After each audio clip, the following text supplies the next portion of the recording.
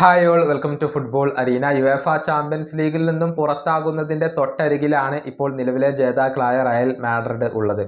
ആദ്യ പാദ quarter final പോരാട്ടത്തിൽ എതിരില്ലാത്ത 3 ഗോളുകൾക്കാണ് ആഴ്സണൽ റയലിനെ തോൽപ്പിച്ചിട്ടുള്ളത്. ഇനിയിപ്പോൾ രണ്ടാം പാദ മത്സരത്തിൽ 3 അതിലധികമോ ഗോളുകൾ നേടിക്കൊണ്ട് റയലിന് തിരിച്ചുവരവ് അനിവാര്യമാണ്. അതിന് സാധിക്കുമോ എന്നതാണ് എല്ലാവരും ഉറ്റുനോക്കുന്ന കാര്യം.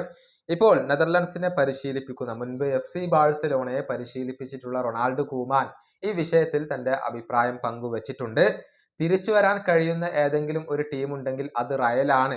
അവർക്ക് തിരിച്ചു വരാൻ സാധിക്കും എന്നൊക്കെയാണ് കൂമാൻ പറഞ്ഞിട്ടുള്ളത്. പക്ഷെ എത്രയും പെട്ടെന്ന് റയൽ മാഡ്രിഡ് പെർഫോമൻസ് മെച്ചപ്പെടുത്തേണ്ടതുണ്ട് എന്നും ഇദ്ദേഹം പറഞ്ഞിട്ടുണ്ട്. കൂമാന്റെ വാക്കുകൾ ഇങ്ങനെയാണ്: ഇത്തരത്തിലുള്ള ഒരു റിസൾട്ട് ലഭിച്ചിട്ട് തിരിച്ചു വരാൻ കഴിവുള്ള ഏതെങ്കിലും ഒരു ടീം ഉണ്ടെങ്കിൽ അത് റയൽ മാഡ്രിഡ് ആണ്.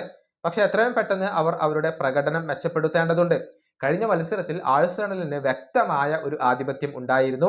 അതുകൊണ്ട് തന്നെ നിർബന്ധമായും റയൽ വർക്ക് ചെയ്യേണ്ടതുണ്ട്. പല കാര്യങ്ങളിലും അവർക്ക് ഇംപ്രൂവ് ആവേണ്ടതുണ്ട്. പക്ഷെ അവർക്ക് തിരിച്ചു വരാൻ സാധിക്കും. അതിനുള്ള ഒരു കപ്പാസിറ്റി അവർക്കുണ്ട്.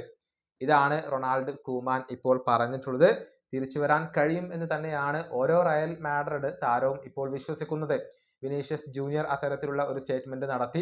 ലുക്കാസ് വാസ്കസ് പറഞ്ഞിരുന്നു, ജൂഡ് ബെല്ലിംഗ്ഹാം പറഞ്ഞിരുന്നു. റയൽ മാഡ്രിഡിന്റെ ഡ്രസ്സിംഗ് റൂം ഒന്നടങ്കം ഇപ്പോൾ വിശ്വസിക്കുന്നത് ഈ ഒരു രണ്ടാം പാദ മത്സരത്തിൽ തിരിച്ചു വരാൻ കഴിയും എന്നുള്ളതാണ്. ഏപ്രിൽ 17-ാം തീയതി അർദ്ധരാത്രി ഇന്ത്യൻ സമയം 12:30 ഈ ഒരു രണ്ടാം പാദ മത്സരം നടക്കുക.